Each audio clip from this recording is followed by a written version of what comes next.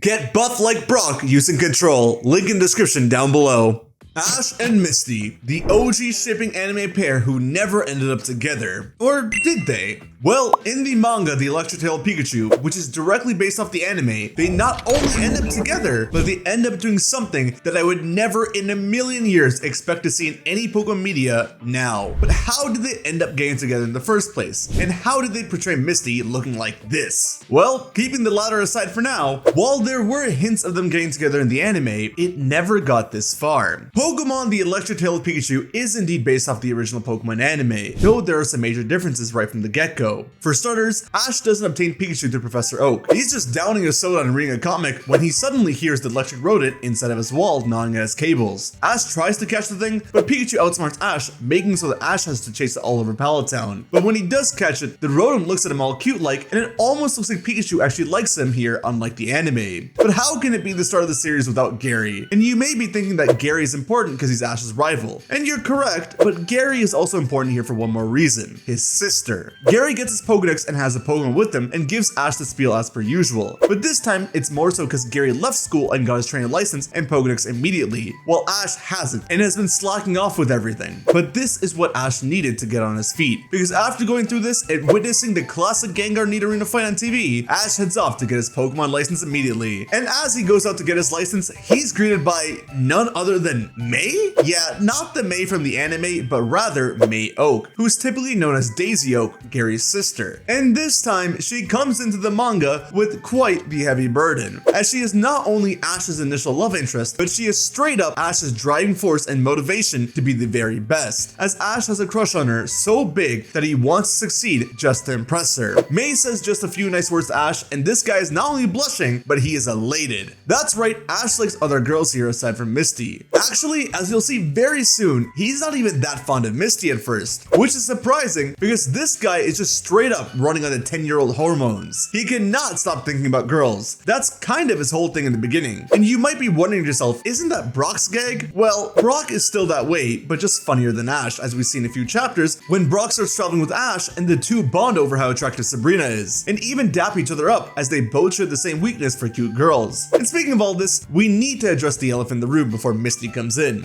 Why do the girls of the series look like this? Well, this was a time in the 90s where Pokemon was still being established and wasn't the multi-billion-dollar behemoth that it is now. Now they're known for being a franchise for everyone, including children, but back in the day, it wasn't exactly so. So they got darker with things, and it was also the 90s where you could slightly get edgier with things like, I don't know, something like including an adult artist and writer as the one to create this manga. Yeah, that's right. An author and artist by the name of Toshinori Ono is the one to create the Electric Tail Pikachu, and he is indeed an adult fantasy writer, the inappropriate for children anime kind of writer and artist. But Electric Tail Pikachu doesn't have those age restrictions. You may not be seeing in shelves now, but this was a series made for children. But since the author's style and kink is to draw a woman per his previous series, they all come out looking like this, including Misty. Cause when Ash leaves Palatown to go on his journey, he thinks of his mother and of course, May. And as he's having a hard time handling Pikachu, Misty shows up on her bike, and we all know what's gonna happen to that thing. Misty notices how cute Pikachu is and snuggles it as Ash is recovering from Pikachu's shock. Misty and Ash bicker for some time, with Ash teasing Misty for being older than him. And yes, the way she's drawn, you think she's much older, but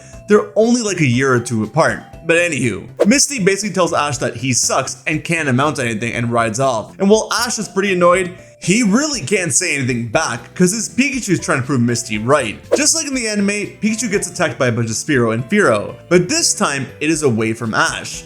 But by the time Ash finds Pikachu, it's already beaten and even bloodied a bit, and Ash does everything he can to protect it, which includes of course stealing Misty's bike. But here, Misty sees the Fearow attacking and she can understand that something's up to some degree. As Ash is biking off and protecting Pikachu, Pikachu trusts his partner and seizes the opportunity to attack Fearow, and unlike the anime, Pikachu and Ash actually catch Fearow here, leading to their first capture together. But Pikachu's health is looking dire. Of course, it just took a Pokemon Center to heal it up, but Ash is gonna be the one to need a nurse because Misty comes storming in about her bike. Ash escapes immediately, and Ash and Pikachu's journey take off from here. But not before we see the chapter end off with a picture of Ash and May. Boy, out of context, that sentence might just get the Anipok fans all riled up. Ash starts writing a letter to May, and Misty eavesdrops and teases him for liking older women, which, remember, In this case, Misty is also a bit older, which the author so subtly teases and hints at. Misty, being older herself, jokes around about how she should be on guard now, when Ash says nah, she doesn't need to worry because he's not into tomboys. To which Misty's reaction is straight up to attack him. Ash is confused as to why Misty's even following him, but it's obviously to pay her back for her bike, which apparently was even custom made. Misty knows that Ash doesn't have that kind of money, so she tells him to ask his parents, when Ash says that he made a vow that he wouldn't return home until he became a Pokemon Master, and that he can't burden them with his debts, implying that he does have a father who's alive, by the way, but yeah, for a 10-year-old, that's pretty mature. Maybe it's not just the girls who are aged up here. But speaking of maturity, Ash says that he'll pay her back when he's rich and famous, and tries to make her run for it. Ash ends up meeting, fighting, and beating Brock, all in 2 pages.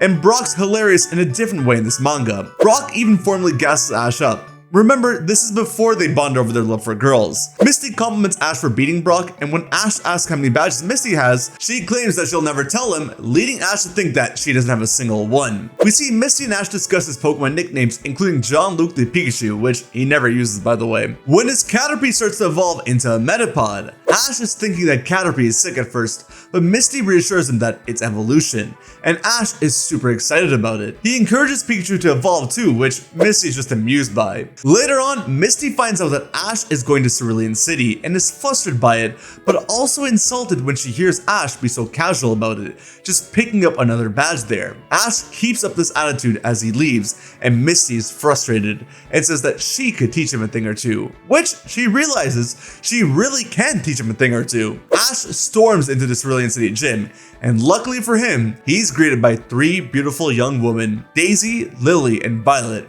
Yeah, Daisy's name here is the reason why Gary's sister's name had to change to May. The 3 sisters all run Cerulean City Gym, and they're all debating who gets to fight Ash here, while Ash is just oogling at the sight of all 3 of them. And like a lost puppy, Daisy grabs Ash's head and pats him on the head and tells Ash to follow, and Ash happily obliges when Misty barges in and tells her eldest sister to hold on, as she, the youngest sister, will take him on. Ash cannot believe that Misty is the youngest sister and thinks that she's joking when he finds out that she isn't. But anyway, says that they're the 3 sisters and that she's the loser, which he obviously gets smacked for. The Cerulean Gym is obviously heavy with its water, so Misty dresses the part. I think it's also a good time to mention that the version of the manga that I'm showing off is technically the Japanese manga with the appropriate translations, as in the Western release of this manga, Misty's swimsuit looks like this, a lot more covered and a lot more tame, which this applies to the other girls in the series as well.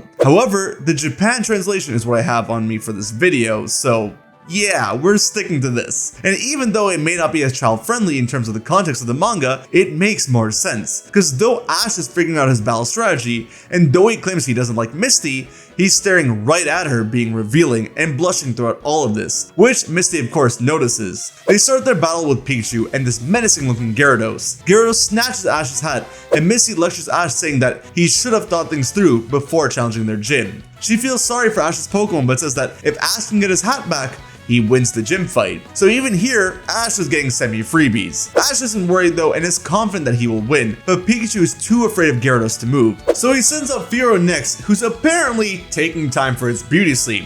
Pidgeotto's next, but that thing isn't even its Pokeball. It somehow escaped and went for rest and recreation. And spoiler alert, this thing never comes back, so maybe it just released itself. All Ash has left is Metapod, leading him and the others to think that he lost the fight. Misty again tries to teach him by saying that none of his Pokemon did as they're told, and that her Pokemon have been trained to listen to her. Pikachu feels bad, but Ash doesn't want to force Pikachu into fighting, and even admits that maybe he just got ahead of himself. Misty is glad to see the change and continues to lecture him further about he plays too much with his Pokemon, when one of the sisters notices that Metapod is missing from its shell. Turns out that right on cue, Metapod evolved into Butterfree, completely unbeknownst to Ash. But hey, at least he took advantage of the opportunity. Ash uses Butterfree to put Gyarados to sleep and then uses Pikachu to grab its hat, when Misty claims that she was ready for this as she lured Pikachu in with his favorite snack. And while Ash calls her out for a dirty trick, he realizes that he can do the same and throws soy sauce and dumplings on his hat so that Firo can go grab his hat back for him, as soy sauce on dumplings is Firo's favorite, as it was shown earlier, leading Ash to win the fight. But though Ash has won, Misty isn't satisfied and tries to whine about his win, when her sisters tease him for being too hard on him. So much so that the sisters say that if she keeps this up, they'll all think that she has a thing for younger men. To which Ash makes the callback to the way Misty teased him about liking older women earlier, and teases her the same way, leading the two to mess around with each other some more. The third chapter has Ash out on a solo adventure, and during the solo adventure, he falls asleep in Mount Moon, where he has a dream about May sleeping next to him and all. And you can see how happy the kid is to have her there. But he's rudely interrupted by both Clefairy and May's own grandpa. Yeah, this was Professor Oak's first appearance. Cut forward to the 5th chapter of the series, Brock is now traveling with Ash, and Ash and Pikachu reunite with Misty, as Pikachu spots Misty in a crowd at Fuchsia City, along with her sisters. Ash totally ignores Misty and runs towards the sisters. As Misty grabs him, Ash pretends like he forgot who she was, which leads to more banter and fighting between the two. Brock also learns of the 3 other sisters from Ash, and he finally pulls his classic Brocco maneuvers. In the next page, we see Ash and Misty walking together, and Ash can't help but stop staring at Misty, because she is drawn quite differently here. But he goes to the extent of saying that she's become so beautiful now, and when Misty downplays his flattery, he goes the other route by saying that it looks like she got plastic surgery, which leads to a bit more enthusiastic reaction. Misty is offended, so she challenges Ash to another Pokemon battle, but it's quickly interrupted by a wild Tauros. Luckily, Lara's Ponyta comes in to save them, and we see Lara injured, unable to partake in their annual race. Ash confronts Dario, the guy who supposedly injured her, to sabotage the race, and we see Ash want to take Lara's place in the race for her. Misty tries to talk him out of it, but he ends up going ahead with it. In the chapter, we see Misty be a lot more supportive of Ash, and though she's always yelling at him, it's more so from a place of care now. With Ash also growing more fond of Misty, and when Ash wins, they all celebrate.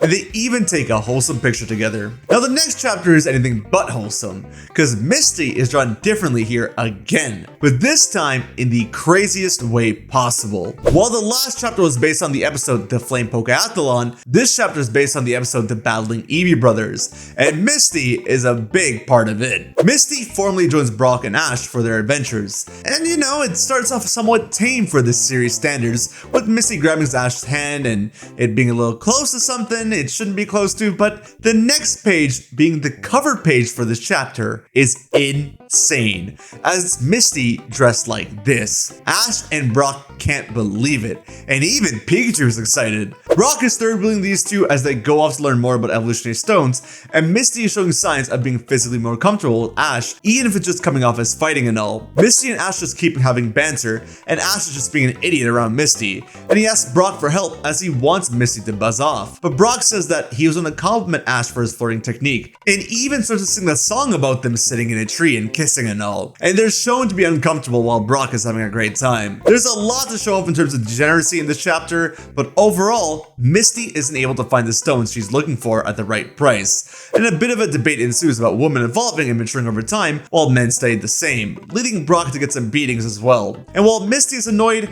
Mikey comes in with an evolutionary stone set and gives it to Misty as he no longer needs it anymore. And I promise you, you're not ready for the next page. This is an actual page from an official Pokemon manga, and this is technically the uncensored version, but there was an even bigger uncensored version that came out earlier. I don't know the details, but I just know it's crazy. And the boys are fading for real for real. Anywho, the squad learns of Mikey and the Eevee brothers, and they go to see what they're about, as they have this whole group in the manga called the Knights of the East Stone, and only people with Pokemon who evolve from stones can join this group. Mikey is trying to be a part of that group, but he gets scrutinized for not wanting to evolve as Eevee. His brothers also give him the talks, but Ash, Brock, and Misty all come to back him up in their own ways. Though, I gotta admit, Brock's solutions aren't as well received here, and there's even talk about his eyes, which is crazy. Misty takes a softer approach and it somehow worked? I don't know, man, but I guess Mikey has a crush on Misty too. I'm not the one who thinks this either. Misty and Mikey are outside and Misty tries to give him the stones back and he says, nah, it's just worth it to see her smile. Misty's actually shown to be somewhat flattered by him and is even debating whether she likes him or not. And she's also coming to terms with the fact that she might have a weakness for younger men, but that's hard to say when she's 12 and he's 10, but okay, whatever. But Ash comes in and interrupts them, to which Misty is upset by, and Brock is just there chilling in a hot spring with a rubber ducky. But in the super uncensored version, there was a girl there too. I don't know, man, I don't know, it's weird. Later, to prove Mikey's worth, Ash and Pikachu take on the first two Eevee brothers and win, and leave it up to Mikey and Eevee to be the last one. And with a bunch of teamwork, they manage to do so. And to celebrate, they go to the hot springs, and unbeknownst to Misty, they're mixed hot springs. And as she's in the spring of evolution and talking about making her chest evolve, she sees the three boys just gaping at her and runs off. Yeah, this would definitely not be approved now. Those are some of the craziest panels I've ever seen in official Pokemon media. And while they were removed from the American version of the release, there's actually a more uncensored version of them out there that I'm afraid to show on YouTube, so I'm just gonna leave it there. But this chapter is easily the most controversial chapter in the whole series. Well, next to the ending, that is. The next chapter starts off with a typical banter between the two as per usual, but it very quickly turns to care and compassion for Misty's part as Ash loses Pikachu for this whole chapter. And Misty and Brock basically have to care for her and attend to Ash as he's looking for Pikachu, but he can't find him to no avail. And we basically see Pikachu's journey instead. Poor Ash is so distraught, he actually falls asleep on Misty's lap, which is quite wholesome, and Misty is worried for him too. But when Pikachu returns, he either scares Misty or dashes her to the side and runs off to grab Pikachu. A wholesome ending, but not for Misty apparently, though I know she's happy too. This is a very wholesome chapter, and the next one is too, as it's an alternate version to Pikachu's goodbye. And while it's a much more comedic, there are still moments in the manga that pull on the heartstrings.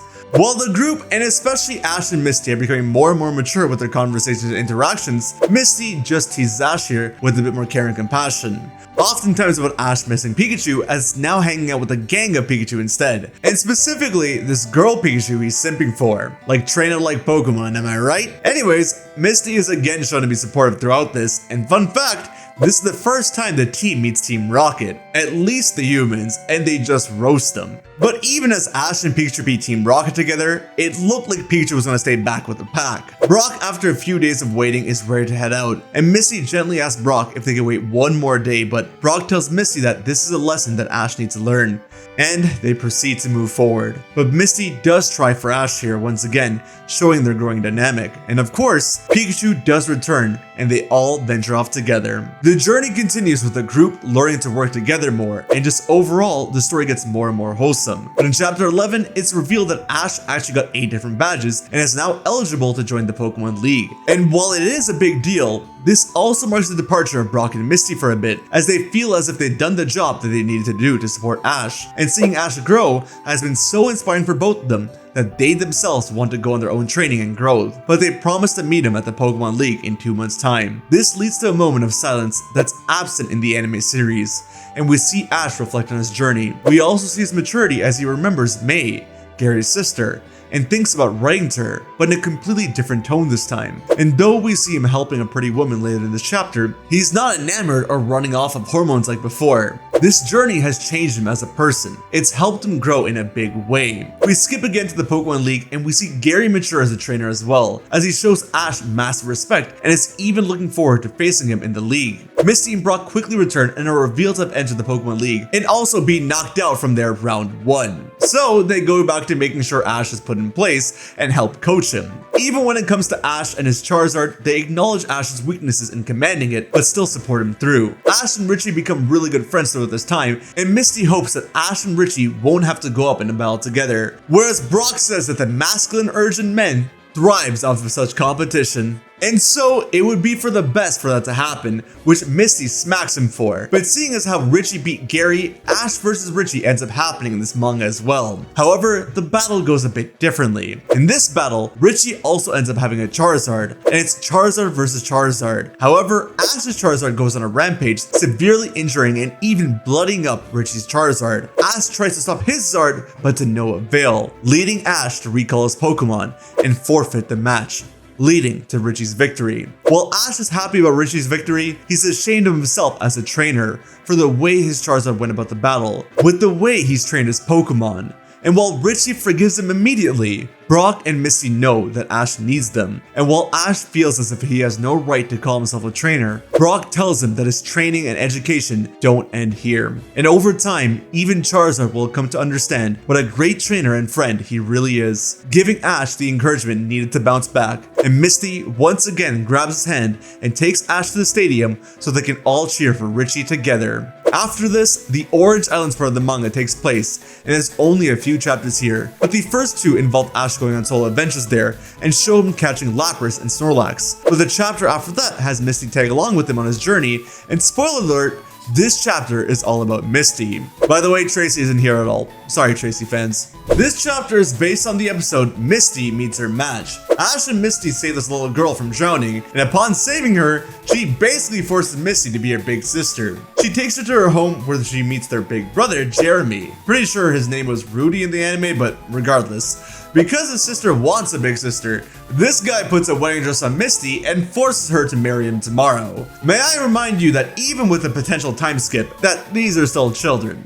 Yeah, it was a weird time, man. Anywho, Ash calls him a creep and defends Misty, to which Misty is shocked and her heart starts beating, realizing that Ash is protecting her because he loves her. To which Ash just reveals that he just wants to get his badge early. This guy does all kinds of things, like take Misty out for dinner and flirt with her, but Ash is persistent on his badge and does whatever competition Jeremy throws at him, which does sport for some good competition between the two. And Jeremy promises to battle before the wedding, to which Misty still hasn't consented to, but I mean, for whatever reason, she's not denying his advances either. Ash doesn't show any worry or insecurity though, and even teases Misty by saying that she has to root for him because if he loses, she'll have to marry him.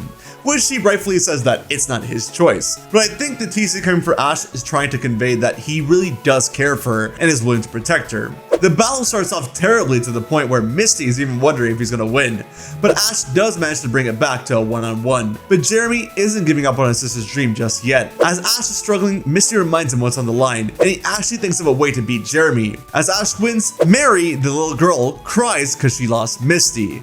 And Ash says to offer her one of her sisters, but apparently, Misty wouldn't wish that upon anyone. Jeremy sees his sister crying and realizes that he has no choice. It's up to him to become the big sister, and Misty and Ash joke around about the ending of the chapter. The final battle of the series is of course Ash versus Drake, but before Ash could even compete with Drake, we see Misty compliment Ash over his new winnings in one of the Orange League Cups, and they soon see a statue of Drake.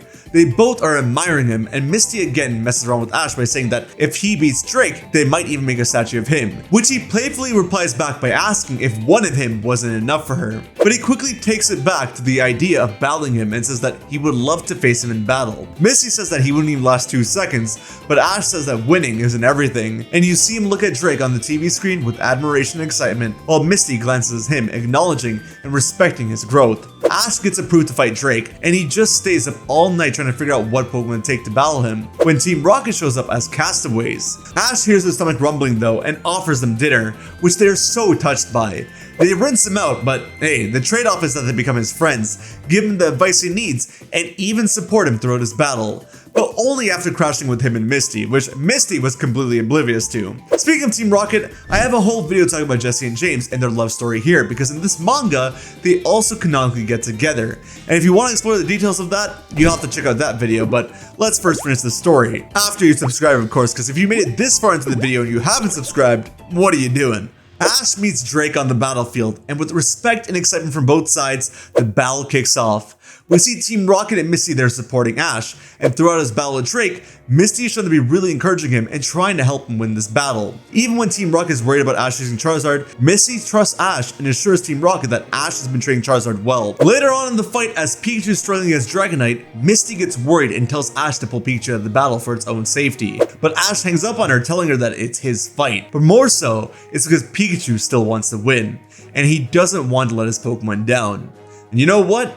With that level of trust in his Pokemon, the two managed to successfully beat Drake, leading to such a wholesome moment between Pikachu and Ash, and even Ash and Drake. And from Kanto, we see Brock watching online, and Misty absolutely thrilled and emotional about his win, with Team Rocket there to support her.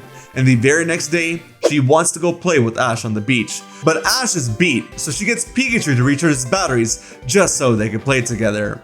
And there's just one last chapter for us to cover here, and while the majority of this chapter is incredibly wholesome and fulfilling as an ending to the series, there's one panel that's just absolutely insane. The final chapter of this series takes place back in Plateau, where Jesse and James deliver letters to May and Delilah, Gary's sister and Ash's mother, on behalf of the two boys. Delilah opens the letters and we see Ash update his mother on his events of his journey. They're both doing well, and you see how Ash decides to give the letter to Jesse and James, calling them his friends and all. And you even see James proposing to Jesse, with Misty and Ash blushing on the side, with Misty totally moved by the proposal. We see Ash say that he's on an adventure with Gary, and at some point it looked to be Ash, Gary, Brock, Misty, and Richie, all on the same journey together. But Ash claims how going on a journey with Gary may be double the trouble, but also double the fun.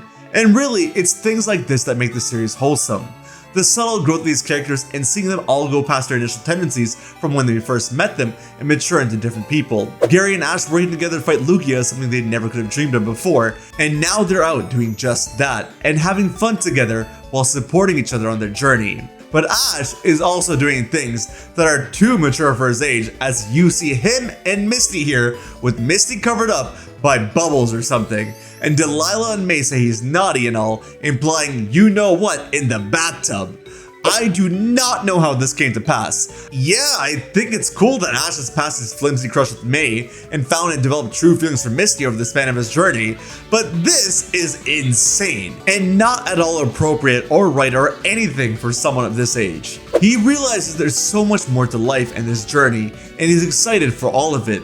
And with one final page, you see Ash's journey end with him, Gary, and Pikachu, while his mother reiterates that there's no end to a young boy's journey, but she does wish for him to come home once in a while. The electric tail of Pikachu is genuinely strangely wholesome, and even with Ash and Misty's relationship here, it's wholesome if you look past the many sexual aspects that there are. Am I defending those aspects? No, of course not. Even if things were more unhinged in the 90s, Misty was just 12, so there are many weird things that's off about this, and I can't believe under any circumstance that this was allowed. But even with them there, it is very much a coming of age story. This remains true with Ash and Misty's relationship, a relationship that demonstrated growth and maturity over time, but one that will likely remain hidden to most people's eyes, as this is media that will most likely never be brought up publicly ever again.